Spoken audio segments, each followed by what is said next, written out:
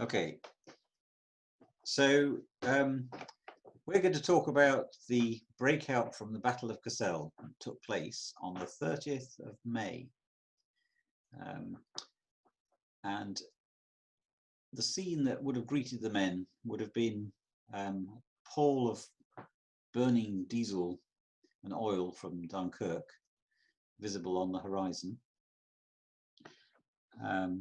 And meanwhile, on that same day, the little ships had set off to commence the main part of Operation Dynamo, which of course was the main role of the rearguard at Cassel. And I'm going to do this talk about the people who are participating in this meeting today as individual stories. So we have represented in this meeting the nephew of Major Ronald Cartland, the grandson of Major Neville Christopherson, the grandchildren of Captain Tom Hood, the son of Eric Johnson, the nephew of Bombardier Arthur Ross, the grandchildren of Brigadier Nigel Somerset, and the son and daughter of Gunner Eric West.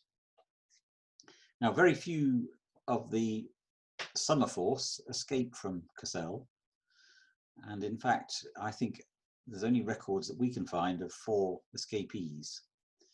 Lieutenant Jack May left Cassel on the 29th of May, the day before the breakout, managed to get to Dunkirk, and he boarded a little ship. Unfortunately, that was strafed by the Luftwaffe, and he died from the injuries he sustained back in England in June. Lieutenant Roddy Hawes was in 367 Battery, but he was a transport officer, and it's likely that he was away from Cassel on the 29th of May and therefore was able to escape. Gunner Bradbury, who's in our group, escaped, I think, with Lieutenant Julian Fane using the same route through the Bois Saint-Acaire, and managed to get home to Dunkirk and then served with 140 Regiment in North Africa and Italy. And Sergeant Shepherd, we think, was in 367 Battery and similarly managed to escape to Dunkirk. And there's another 140 Regiment escapee, and that's driver William Martin. He didn't escape during the breakout, but he managed to escape from captivity. It took him several months to get through France, being captured and escaping on 4 or 5 separate occasions. He managed to smuggle himself on board a ship at Marseille, got himself to Oran in Algeria, which was then in French Vichy hands, got arrested, managed to escape, got on a boat to Casablanca, where the American ambassador helped him to escape on another boat, and he got to Gibraltar and then got home and then reported for duty at the Woolwich 367 Battery Barracks in December 1940. He got awarded a Distinguished Service Order for that heroism, but sadly died on Sword Beach during D-Day in 1944. So he didn't survive the war. The 3 officers represented today are Major Christopherson, Captain Hood, and Brigadier Somerset. And the 3 enlisted men are my father, Gunner or Lance Bombardier Eric West, Eric Johnson, Gunner Eric Johnson, and Bombardier Arthur Ross, who's on the front of that tandem. And there's my father there in a group photograph. I think my father was in D Troop, Eric Johnson was in F Troop, Arthur Ross was in F Troop. So the best documentation of the breakout comes from the war diaries of Nigel Somerset and the East Yorkshire Yeomanry. Neville Christopherson was writing the 140 Regiment war diary, and obviously he wasn't involved in the breakout. and so there isn't any documentation of 140 regiments withdrawal. So what we think happened is that the decision to evacuate Cassel was taken during the morning of the 29th of May, but by then the town was surrounded, and so the decision was made to delay the withdrawal until the cover of darkness. So the 29th of May was spent fighting in Cassel, a day of considerable shelling and violence, as recorded in Somerset's diary. They continued to fire their weapons to make it look as if they weren't withdrawing, and they arranged it so that there was an advance guard in the column, which was the Ox and Bucks light infantry, followed by the brigade HQ staff, including Nigel Somerset, and the Royal Artillery and the Royal Engineers, including the 140th Field Regiment, and then the Gloucesters and the East Yorkshire Yeomanry following behind. And so a large column assembled in Cassel at Deadhorse Corner, and then had to try and proceed as quietly as possible to the Mont de Recollet, and then out towards Watteau. They'd chosen Watteau because it was thought that it was still in British hands, and that was their destination along the road, or along the countryside, along the road to Vinizili. Now, inevitably, because of the congestion, there was a hold-up, and the breakout main group didn't leave until 1 o'clock in the morning. And by 3 o'clock in the morning, they had left Cassel, and the withdrawal was proceeding satisfactorily, but the Germans had set fire to several of the barns and villages, which had created illumination, which meant it was getting more and more dangerous as dawn was starting to break for the men who were trying to keep off the main road and cross country, where there were a lot of tank obstacles and other obstacles which got in their way and delayed their escape. It wasn't until about 5 o'clock in the morning, however, that the main opposition was met. Just near Vinizili and Droogland, they encountered German tanks and machine gun fire, and an awful lot of the breakout were captured and killed in this area. And it soon became obvious that the whole countryside was under German occupation, and this breakout was probably not going to succeed. So the route taken has been well recorded, mainly in the East Yorkshire Yeomanry War Diary, which is the image on the right of this slide, and it shows the road between Cassel and Vinizili, here, this road here, and the roads themselves were covered by machine gun fire at around Vinizili and Droogland, and so at about this point the column dispersed off the road into the open countryside. And you can see here there's a route taken cross country to try and find cover in the woods, because by the time they'd reached Droogland, it was almost daylight.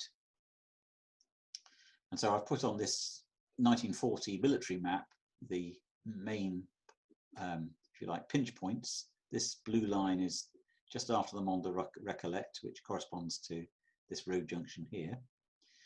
And this is the road to Vinizili, and they would have taken this road and the countryside nearby, attempting to reach Watteau, which is just here on this map and there on this sketch map.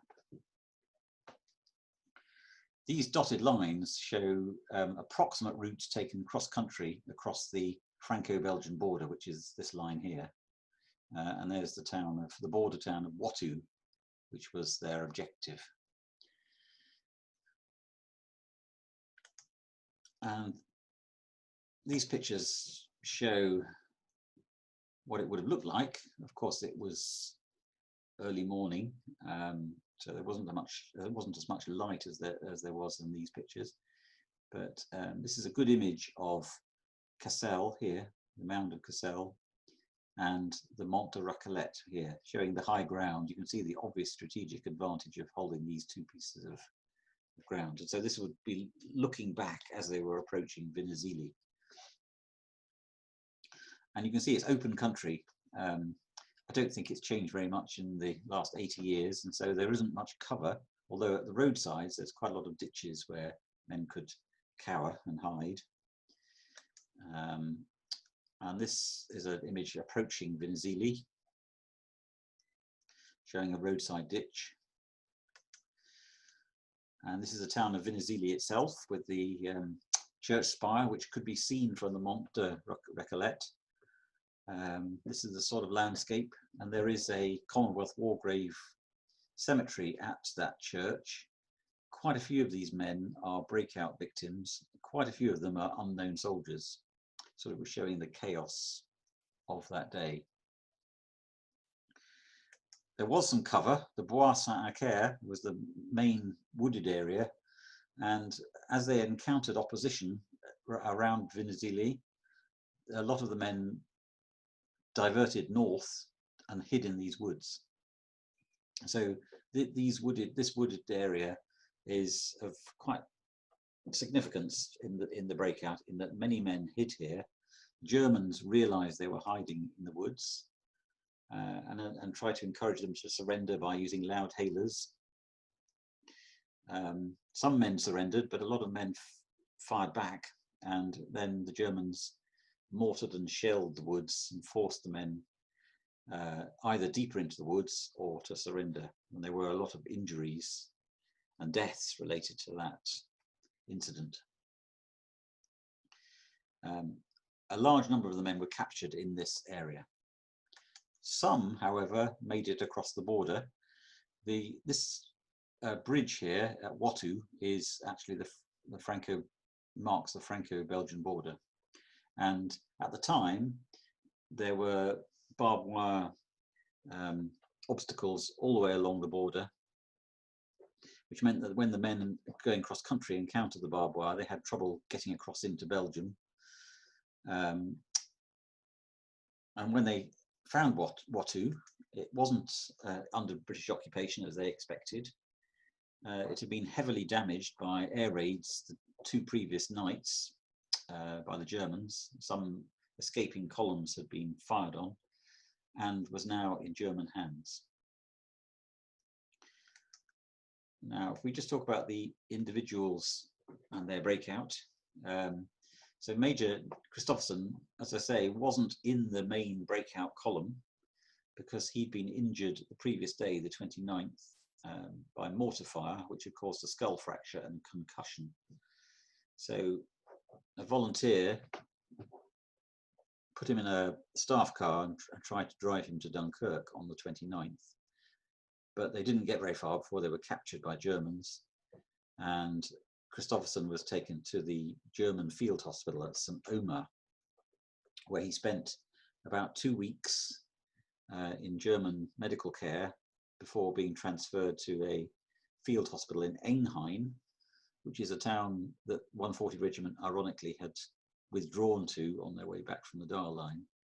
And from there he was taken to his prisoner of war camp off Lag 7C, where he arrived on August the 16th.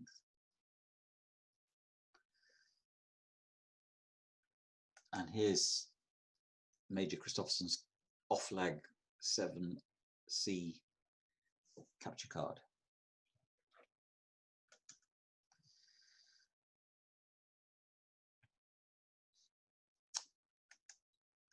The field hospital at St. Omer is again a site of considerable significance for the 140 Regiment, because the 3 senior officers of the regiment were all taken there. Lieutenant Colonel Odling had been shelled on the 28th of May at the northerly gun position and had a leg injury, and he'd been captured at Cassel. And Major Milton, who was accompanied by his driver Martin, who we've talked about with his escape from captivity, were all injured and taken to St. Omer. Unfortunately, Major Milton died of his injuries the following day on the 31st of May. Also, Arthur Ross, who had been hit by sniper fire while trying to escape in the breakout column, probably in Cassel town itself, was taken to St Omer and died on the 3rd of June.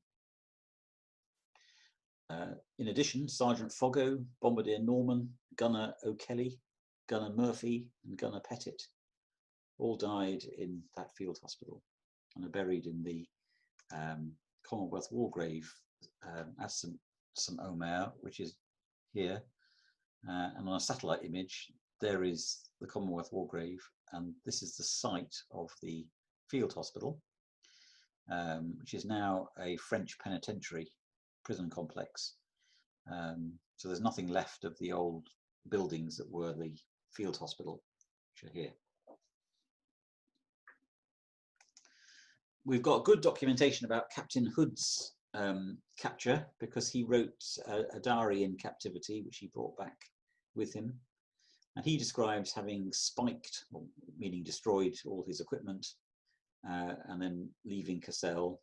And then at 5:30 in the morning, he describes being held up by machine gun fire with Captain McDougall, Lorne McDougall, who was of D Troop, and being captured at about 10 o'clock in the morning after being chased by tanks and machine gun fire.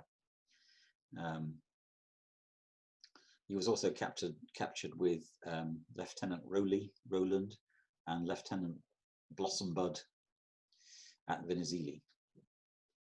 The German officer who captured him actually allowed him to go back a quarter of a mile to a farm where he walked through to pick up his pack, and from there he was taken to Wattu by truck.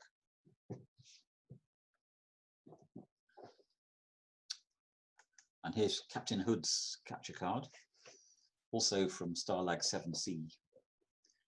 But he arrived there earlier in June, on the 14th of June 1940. Bombardier Ross, as we've said, was shot by a rifle round at the beginning of the breakout in Cassel town. One of his comrades tried to staunch the hemorrhage to his neck, but he was unable. They were, two of them were unable to make further progress and were captured. Gunner Bradbury, we've talked about. I think he hid in the Bois Saint-Acaire because he described to his sons the fact that he was in a woods and he was shelled, and then had a fairly traumatic time finding his way to Dunkirk. He described helping a soldier with a gruesome abdominal wound to get on a boat. Then after he'd returned to the UK, he was assigned to 140 Regiment in North Africa and Italy, where he served with the 75th Highland Heavy Regiment.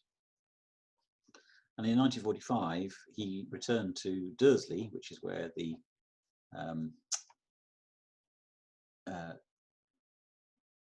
regiment had been in training before joining the BEF in France. In that area, he'd met his future wife while he was acting as a driver for one of the officers. And so Bruce, John and Alvin, his three sons, have lived in Gloucestershire ever since. So I'm grateful to John Bradbury particularly for filling us in with that information.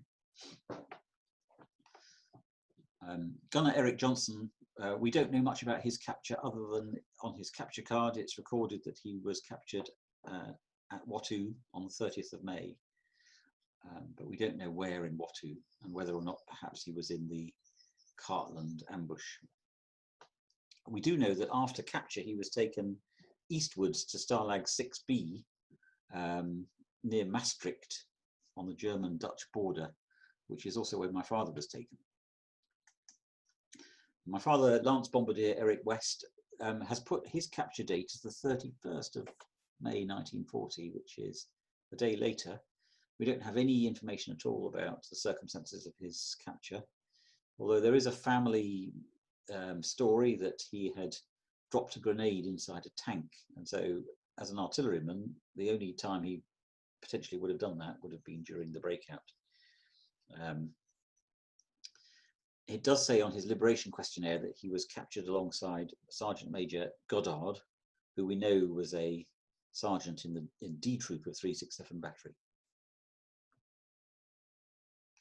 It also says on his capture card that he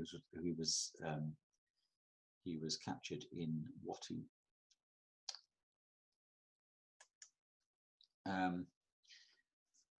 There was an ambush of a column of 140 Regiment men who were being led by Major Ronald Cartland and Lieutenant Hutton Squire of the Worcester Yeomanry.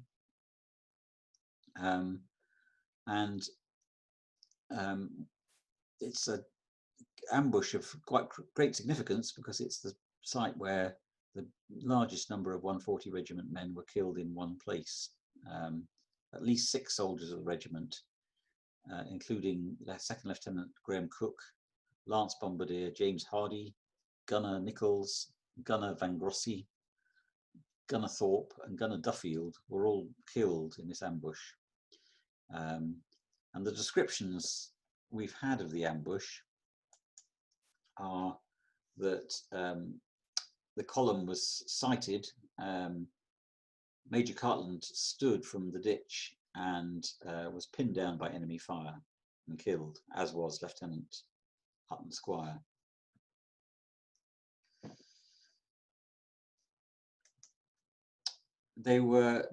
All of the soldiers were buried in a temporary burial ground on the D17 road, just about 200 yards north of Wattu. And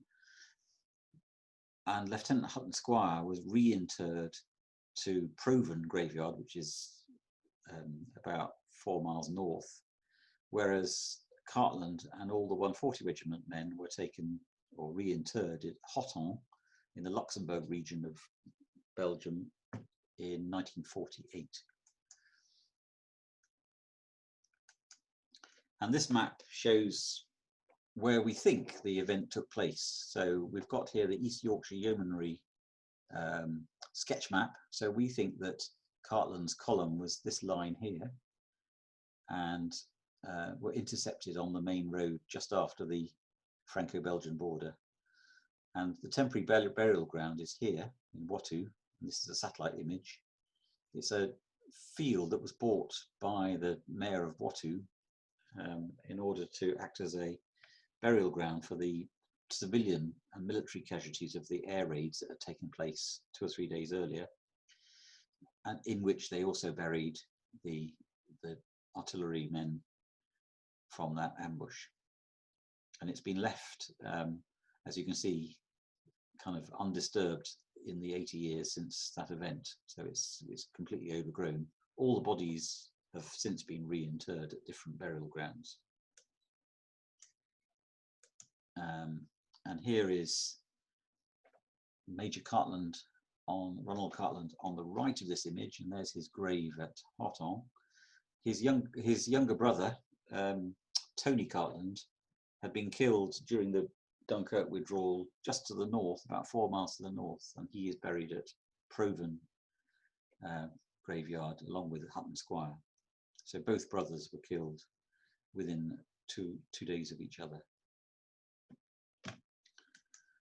And here's the Commonwealth War grave concentration report form showing Cartland and a few unknown soldiers and the group of 140 Regiment men, all buried in the one concentration.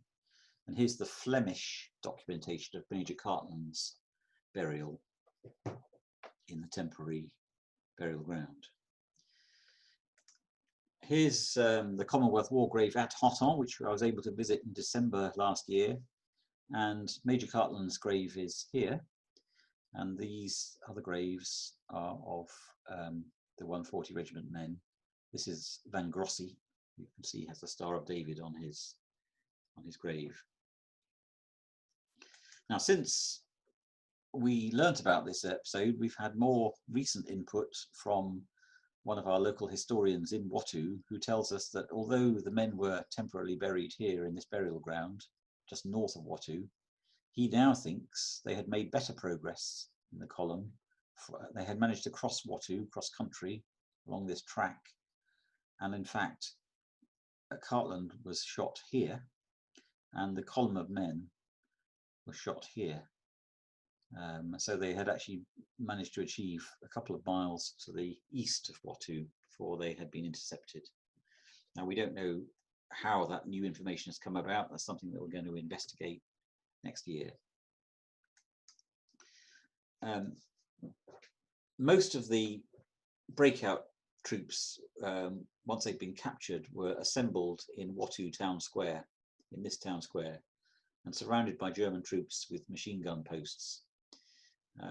Now, the massacre at Wormhout had taken place the day before, and the word had got out about the massacre, and so the assembled POWs were, for a while, quite nervous that they were simply going to be machine gunned as they stood here under German guard in this town square. The Wattu church looks at the north end of the square, and quite a few of the POWs were actually taken into the church where they were kept under armed guard. Nigel Somerset's escape has been very well documented in his war diary. This is a sketch of Nigel Somerset taken in one of his POW camps, Offlag 9. Now, he described the initial part of the breakout where he was able to make quite good progress until he approached Vinizili at about 11:30 p.m. And then at that point, they noticed how many German forces were around. And so by taking a compass bearing, he headed north from Vinizili towards the woods, the Bois Saint-Ancaire, and to the Franco-Belgian border. He crossed the main road between Wattu and Hondershoot, but happened upon a motor car which had two figures sleeping next to it, who he thought might be Belgians or French, but then as he got close, he realized they were actually German soldiers who were asleep. So at his revolver point, he captured them and took the two German prisoners with him as he tried to dead reckon his way to Dunkirk. Then on another road, about 5 kilometers south of Hondershoot, he was intercepted by another German force, and who fired at him with machine gun fire. So he and his staff ran into a ditch to take cover, and grabbing the German prisoner, who, as they fell into the ditch, the German prisoner landed on top of the brigadier, which meant he was now helpless because he had a German soldier lying on top of him. And so through the German prisoner, he asked him to shout in German that they had surrendered. And they were held at gunpoint by a very irate German major who threatened to both shoot and let off a grenade at them. But he managed to calm him down. The German major felt that the British had been shooting their prisoners, to which Somerset was able to say, with his pipe in his mouth, "No, we haven't been shooting German prisoners, as evidenced by the fact we have two prisoners with us." So they were marched off to a farm with his surviving staff and taken by truck to St. Omer from there, where he was interrogated by a German officer who was Cambridge educated and spoke perfect English, and said, "What's happened to the British Army?" Because at this point there was still the thought that the British Army might counterattack from Dunkirk.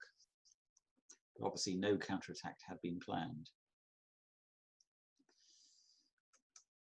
In Cassel, there is a plaque that honours Brigadier Somerset, and it says, "In proud memory of Brigadier the Honourable Nigel Somerset and the 228 officers and men of the Gloucester Regiment who fought and died from Waterloo to Cassel, covering the evacuation of the British and French forces at Dunkirk."